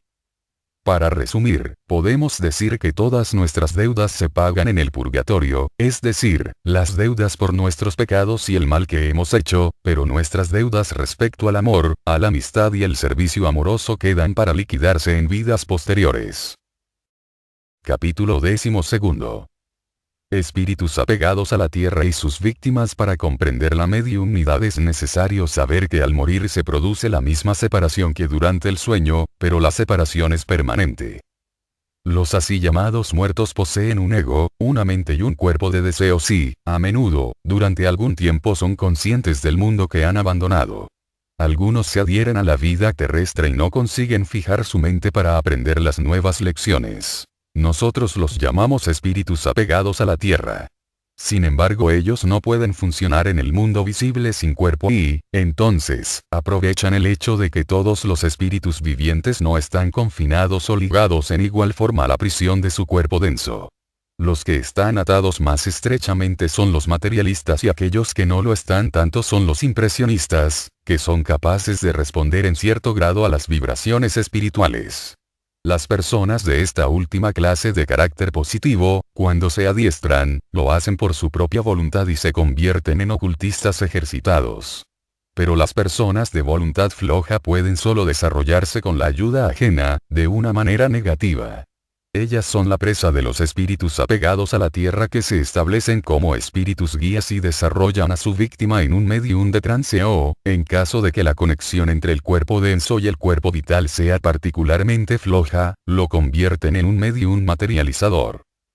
Los espíritus malignos y materialistas, apegados a la tierra, gravitan a las regiones inferiores del mundo del deseo que interpenetra el éter y están en constante y estrecho contacto con las personas que en la tierra se encuentran en situación más favorable para ayudarlos en sus propósitos perversos. Generalmente permanecen en ese estado de adherencia terrena durante 50, 60 o 75 años, pero hay casos extremos en que han podido permanecer así durante siglos enteros. Según las últimas investigaciones del autor, parece que no hay ningún límite respecto a lo que pueden hacer y respecto al tiempo que pueden molestar a su presa. Sin embargo, ellos están acumulando así una carga de pecados muy pesada y no podrán escapar a la retribución ni a los sufrimientos futuros, pues el cuerpo vital refleja y graba profundamente en el cuerpo de deseos todos sus crímenes. Cuando por fin dejan su víctima y entran en el purgatorio, allí encuentran la retribución que merecen. Naturalmente sus sufrimientos son de larga duración en comparación con el periodo en que ellos continuaban sus prácticas nefastas al morir su cuerpo denso y con razón se dice los molinos de Dios muelen lentamente, pero lo hacen muy fino. Cuando el espíritu ha abandonado el cuerpo de pecado como llamamos este cuerpo en contraste con el cuerpo del alma para ascender al segundo cielo, este no se desintegra tan rápidamente como el cascarón ordinario que dejan las demás personas, porque su conciencia ha sido aumentada por su composición dual. Esto es, que estando compuesto por un cuerpo vital y de deseos, tiene una conciencia individual o personal muy notable. No puede razonar, pero posee una astucia que la hace parecer como si estuviera realmente dotada de una presencia espiritual, de un ego, lo que le puede permitir una vida separada durante muchos siglos. El espíritu que ha partido entre tanto, entra en el segundo cielo, pero no habiendo hecho nada en la tierra que desee o merezca una estadía prolongada allí o en el tercer cielo, se queda solo lo suficiente como para crearse un nuevo ambiente circundante y renace mucho más pronto de lo usual, para satisfacer su ansia de cosas materiales, que tanto lo atraen. En esos casos extremos personas de naturaleza malvada en que no ha existido realmente expresión anímica en la vida terrena precedente, no puede producirse la división de que hemos hablado al morir, porque no existe línea divisoria alguna. En esos casos, si el cuerpo vital retornara al cuerpo denso, para desintegrarse allí gradualmente, el efecto de una vida tan maligna no sería tan trascendental pero, desgraciadamente, en esos casos se produce una unión tan fuerte entre el cuerpo vital y de deseos, que impide toda separación.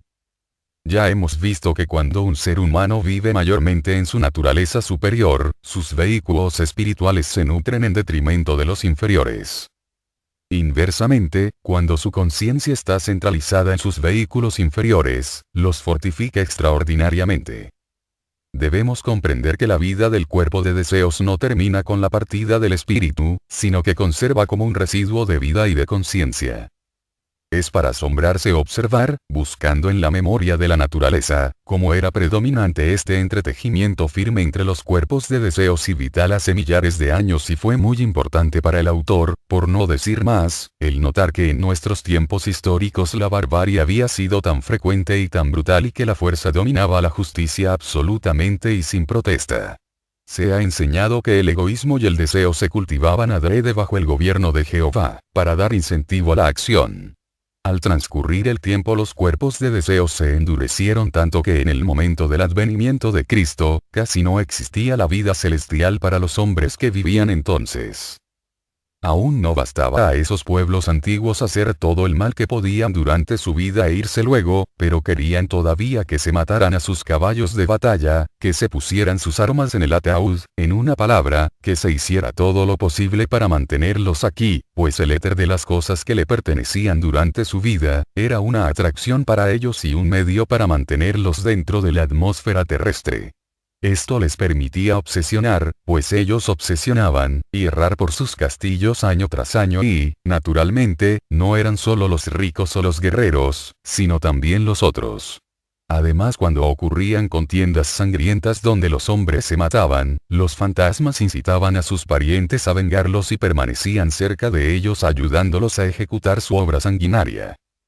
Así ellos cometían el mal y mantenían el mundo en un torbellino de sangre y luchas, y no se puede decir que esta condición se haya cambiado radicalmente en los así llamados tiempos modernos. Por donde quiera que muera una persona cuyo corazón esté lleno de malicia y odio, se produce el entretejimiento de los cuerpos de deseos y vital, lo que la convierte en una amenaza para la sociedad, más grande de lo que se podría imaginar sin haber investigado el asunto. Por esta razón y no por ninguna otra, la pena capital tendría que ser suprimida, para no echar sobre la gente esos caracteres peligrosos que estimulan a los moralmente débiles a seguirles sus pasos. El mundo del deseo es la morada por algún tiempo, de los que han fallecido, y podemos decir que los así llamados muertos están frecuentemente entre los amigos aún vivientes. Sin ser vistos por los familiares andan ellos por los cuartos donde vivían.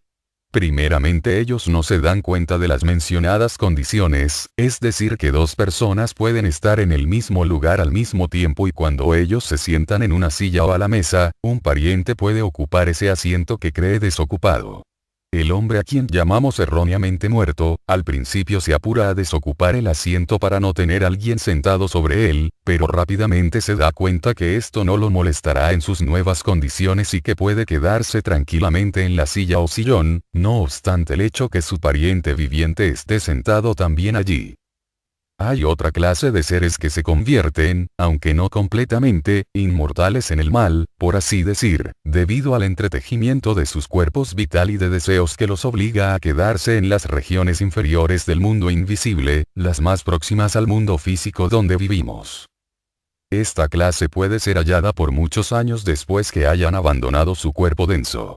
Es un hecho curioso que a veces esas malas personas son buscadas por amigos que han fallecido antes y necesitan ayuda para ponerse en contacto con el mundo físico. El autor recuerda de un caso semejante que ocurrió hace unos años, cuando una pariente anciana estaba pasando al otro lado.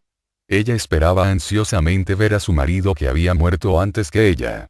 Pero como él ya había alcanzado al primer cielo, sus brazos y su cuerpo ya habían desaparecido y solo quedaba la cabeza.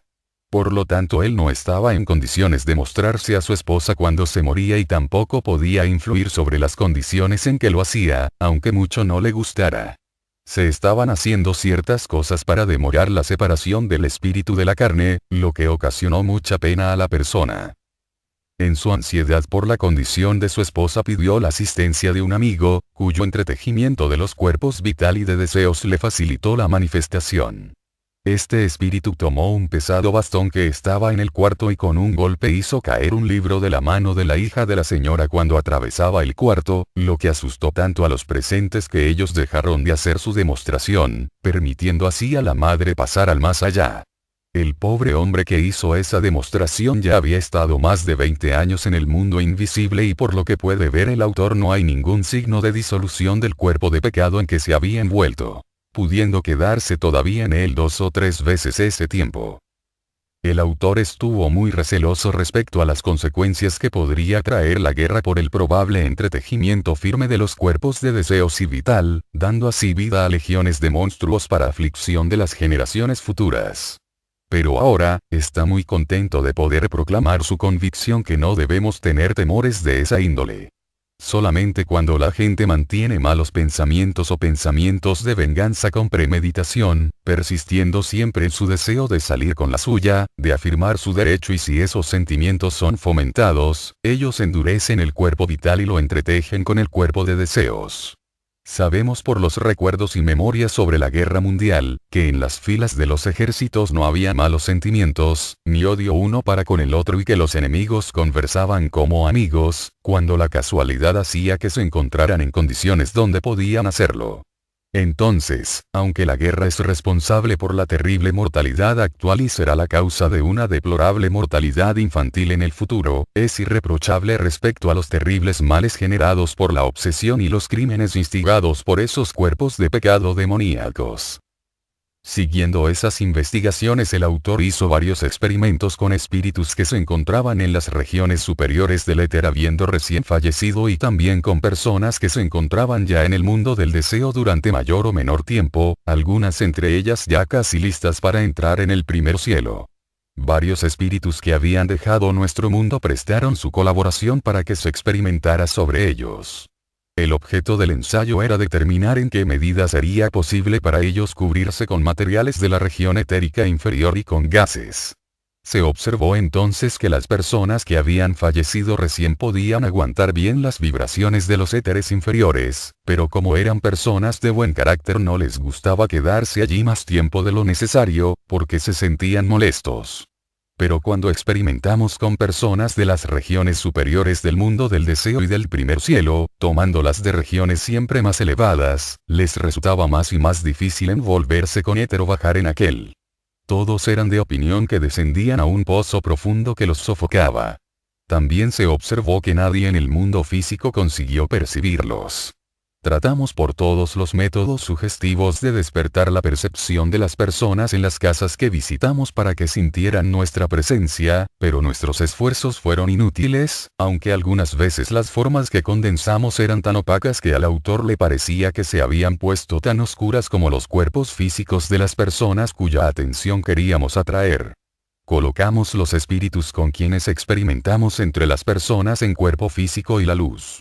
Sin embargo no tuvimos éxito ni con los espíritus de las regiones superiores, ni con los que habían recién fallecido que podían, por lo tanto, permanecer en una posición y densidad dadas durante un tiempo considerable. Capítulo 13. La región fronteriza. Es un error creer que el cielo es un lugar de desmedida felicidad para todos. Nadie puede recoger más felicidad que la que sembró en la tierra. La medida de nuestra felicidad allí, serán las buenas obras que hicimos en nuestra vida terrestre. El panorama de la vida impreso en nuestros cuerpos de deseos después de la muerte forma las bases de nuestro goce en el cielo, así como fue la causa de nuestros sufrimientos en el purgatorio. Hay dos clases de existencia post-mortem, especialmente vacía y monótona. La del materialista y la del hombre que se absorbió tanto en sus negocios mundanos que no tuvo nunca el menor pensamiento sobre los mundos espirituales. La razón no hay que irla a buscar muy lejos. Habrá vivido una vida buena y moral, sin haberse dejado arrastrar por ningún vicio de los que tiene que purificarse en las regiones inferiores, purgatoriales, del mundo del deseo, pero tampoco ha hecho algún bien que fructifique como sentimientos de felicidad en el primer cielo. El haber dado grandes sumas de dinero para construir edificios, iglesias, bibliotecas o parques, no servirá de nada allí, a menos que el dador se haya interesado particularmente en su donación, habiéndose así dado a sí mismo con su dinero. Dar dinero meramente, producirá afluencia de dinero en una vida futura. Pero darse a sí mismo es más que dinero, es crecimiento anímico. El hombre de negocios materialista va, por lo tanto, a la cuarta región, que es una especie de sitio neutral o límite entre el purgatorio y el primer cielo. Es demasiado bueno para sufrir en el purgatorio y no es lo bastante bueno para entrar al primer cielo. Tiene todavía una aspiración intensa por los negocios.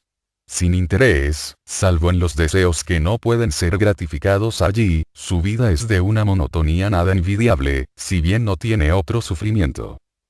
El materialista que negó a Dios y tiene la idea de que la muerte es una aniquilación, está en la peor situación de todos. Ve su error, pero estando tan divorciado de las ideas espirituales no puede muy a menudo creer más de que eso es el preludio de la aniquilación. La horrenda expectativa pesa terriblemente sobre esa gente y no es extraño verlos yendo y viniendo murmurando cuando acabará esto. Y lo que es peor de todo, si alguno que sabe trata de informarlos, negarán la existencia del espíritu así como la negaron en su vida terrestre, llamándolo visionario por creer que hay algo más allá. Existen muchas personas las que creen que cuando un hombre paga sus deudas, es afectuoso con su familia y lleva una existencia moral aquí, entonces su vida post-mortem es feliz, que se encuentran en un estado bastante lastimoso en el mundo del deseo después de su muerte. Es decir, hablando desde el punto de vista de su vida actual. Pero lo que necesitamos ahora es cultivar por lo menos alguna tendencia altruista para progresar más lejos que nuestra presente etapa de desarrollo. En esta cuarta región del mundo del deseo encontramos después de la muerte personas que han descuidado sus deberes superiores. Allí está el hombre de negocios que pagó 100 centavos por el dólar, honesto con todos, trabajando para el provecho de su ciudad y país natal como un buen ciudadano que era, que trató a su esposa y familia con la debida consideración, les dio todo lo que necesitaban para su bienestar, etc. Tal vez construyó alguna iglesia, o por lo menos hizo donaciones. O bien construyó bibliotecas o institutos, etc., pero no se dio a sí mismo. Él se interesaba por la iglesia solo por consideración a su familia o para ser respetable, pero no le dio su corazón. Todo su corazón estaba en los negocios, en ganar dinero o en hacerse una buena posición social. Cuando entran en el mundo del deseo al morir, son demasiado buenos para el purgatorio y no lo bastante para ascender al cielo. Han sido justos y honestos con todos y no perjudicaron a nadie y, por lo tanto, no tienen nada que expiar. Pero tampoco han hecho nada de bueno que podría darles vida en el primer cielo donde se asimila el bien de la vida pasada. Por lo tanto se encuentran en la cuarta región, entre el cielo y el infierno. La cuarta región es el centro del mundo del deseo y los sentimientos allá son muy intensos. El hombre piensa todavía en los negocios, pero como no puede ni comprar ni vender allí, entonces se encuentra en un estado de indescriptible monotonía. Todas las donaciones que ha hecho a las iglesias, institutos, etc., no valen nada, porque las dio sin corazón. Solamente cuando damos por amor, valdrá el don para traernos felicidad en el más allá. No importa cuánto vale lo que damos, pero importa con qué espíritu lo hacemos. Por lo tanto, está dentro del poder de cada uno el dar, beneficiándose a sí mismo y a otros. Sin embargo, dar plata sin discriminación a menudo hace a la gente extravagante y pobre. Pero dar la simpatía cariñosamente ayudando a la gente a creer en sí misma y comenzar una nueva vida, con nuevo ardor cuando se han apartado del recto camino, es darnos a nosotros mismos en servicio de la humanidad, de esta manera amontonaremos tesoros en el cielo y damos más que plata. Cristo dijo: los pobres están siempre con nosotros. Tal vez no seremos capaces de convertir los pobres en ricos y quizás esto no sería la mejor solución para ellos, pero podemos ayudarlos a aprender la lección que se encuentra en la pobreza, para que tengan una mejor comprensión de la vida. A menos que esto se haga, no se encontrarán bien al fallecer. Sufrirán de una penosa monotonía para que aprendan que es necesario llenar la vida con algo de real valor y, entonces, en una existencia posterior su conciencia los impulsará a hacer algo mejor que producir dólares. Sin embargo, no descuidarán sus deberes materiales, pues esto es tan erróneo como despreciar los esfuerzos espirituales. Imágenes correctas para reemplazar las impresiones falsas que se forman debido a las limitaciones del cuerpo denso. A medida que la armonía del mundo del deseo compenetra el cuerpo de deseos, los errores son reemplazados por la sabiduría y la verdad, recobrando entonces su ritmo y tono. El tiempo requerido para restaurar el cuerpo de deseos es variable y depende de si durante el día su vida ha sido muy ilusoria, impulsiva y agotadora. Entonces y solo entonces, empieza el trabajo de restauración de los vehículos que quedaron sobre el lecho. El restablecido cuerpo de deseos comienza a vivificar el cuerpo vital introduciendo energía rítmica en aquel y el cuerpo vital a su vez actúa sobre el cuerpo denso, eliminando los residuos ponzoñosos, con la ayuda del sistema nervioso simpático, como agente principal. Así el cuerpo denso queda completamente restaurado y rebosante de vida, cuando el cuerpo de deseos, la mente y el ego entran por la mañana y lo obligan a despertarse. Sin embargo, a veces, ocurre que estamos tan interesados y absorbidos por las cosas de nuestra existencia mundana, que aún después de la paralización del cuerpo vital y la consecuente inconsciencia del cuerpo denso, no podemos decidirnos a dejarlo tranquilo, para comenzar nuestro trabajo de restauración. El cuerpo de deseos se aferra tenazmente a los vehículos inferiores y el ego solo consigue arrastrarlo fuera en parte, generalmente a medias con el resultado que comienza a meditar sobre los sucesos del día en esa posición. Es evidente que es una condición anormal. La debida conexión entre los diferentes vehículos se ha desviado o roto, primeramente por la paralización del cuerpo vital y se ha torcido aún más por la posición inacostumbrada de los vehículos superiores, posición que ha producido la desconexión parcial y la relación a actividad. Cuando es necesario restaurar un edificio, los inquilinos se van para poner fin al desgaste y las goteras. Pero eso no es suficiente. Deben venir los obreros a trabajar en la casa para efectuar las reparaciones necesarias y solamente cuando el trabajo está terminado, el edificio se encuentra listo para que lo ocupen los inquilinos otra vez. Lo mismo sucede con el templo del espíritu, nuestro cuerpo denso, cuando ha quedado exhausto. Entonces es necesario que el ego, la mente y el cuerpo de deseo se evacúen el lugar, dejando plena libertad al cuerpo vital, para que lo reponga. De ahí que se produce una separación, cuando el cuerpo denso se duerme. El ego y la mente, envueltos en el cuerpo de deseos se retiran del cuerpo vital y del denso, permaneciendo los dos cuerpos inferiores sobre el lecho, mientras los dos superiores flotan cerca del cuerpo que duerme. Ahora comienza el proceso de restauración. En las luchas que se producen en el mundo físico, los perjuicios y heridas nunca están de un solo lado, el vencedor tiene también lesiones. Más duro e igual ha sido el combate, más parejas son las lesiones de los contendientes. Asimismo sucede con los cuerpos vital y de deseos que luchan entre sí, siempre es el cuerpo de deseos el que vence, sin embargo su victoria es siempre una derrota, pues debe dejar el campo de batalla y su botín, el cuerpo denso, en las manos del cuerpo vital vencido y retirarse para reparar su propia armonía destrozada. Entonces, habiendo abandonado el cuerpo que duerme, entra en el océano de energía y armonía que se llama mundo del deseo.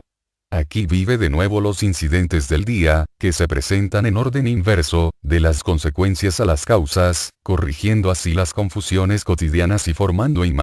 Capítulo 8. Durante el sueño. El mundo del deseo es un océano de sabiduría y de armonía. A ese mundo lleva el ego, la mente y el cuerpo de deseos cuando los vehículos inferiores quedan dormidos. Allí, el primer cuidado del ego es la restauración del ritmo y armonía de la mente y del cuerpo de deseos. Esta restauración se realiza gradualmente conforme las armoniosas vibraciones del mundo del deseo fluyen a través de ellos.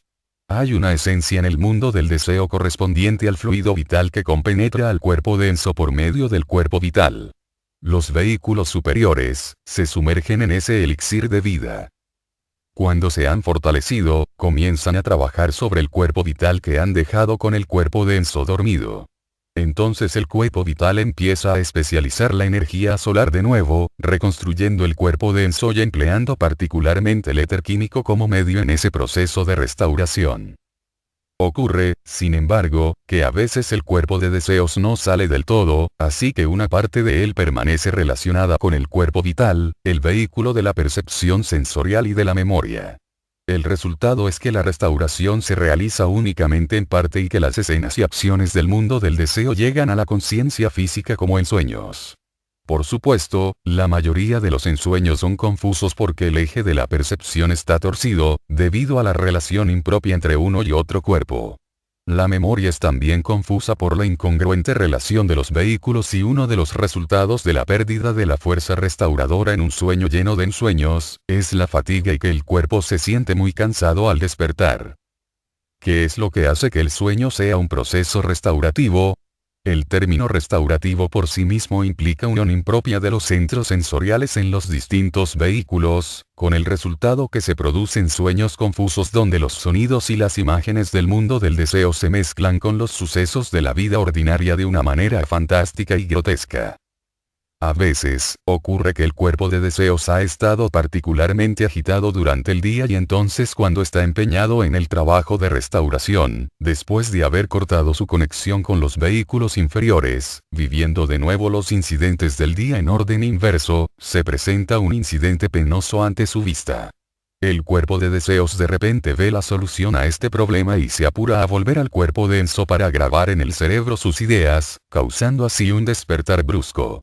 Pero son muy pocos los casos cuando el cuerpo de deseos logra traer la solución que parecía tan clara en el mundo del deseo, pues aun cuando la imprima en el cerebro, generalmente al despertar a la mañana se ha olvidado.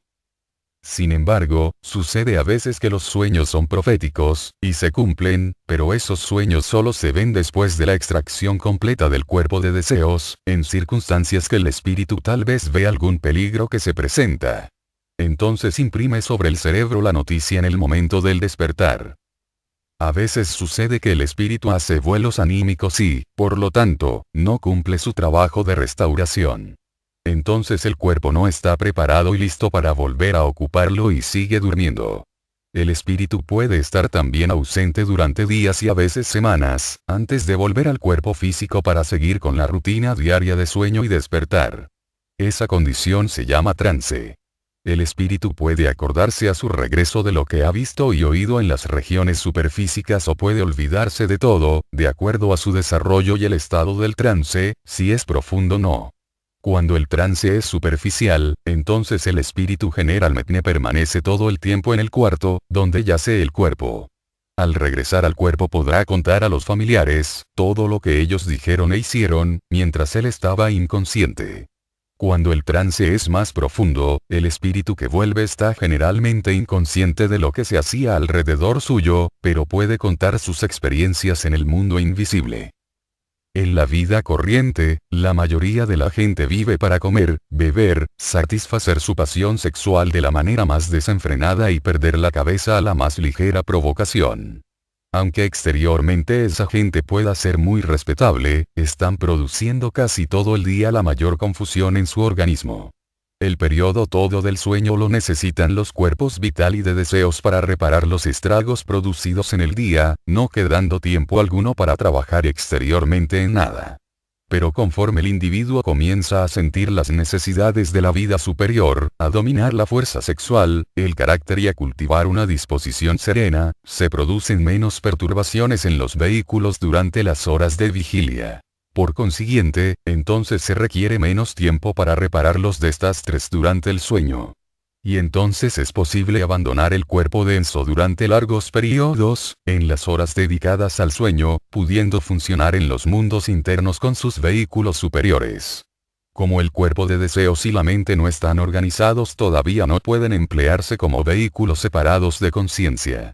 Y como el cuerpo vital no puede abandonar tampoco al cuerpo denso, porque eso produciría la muerte de este último, es evidente que habrá algún medio para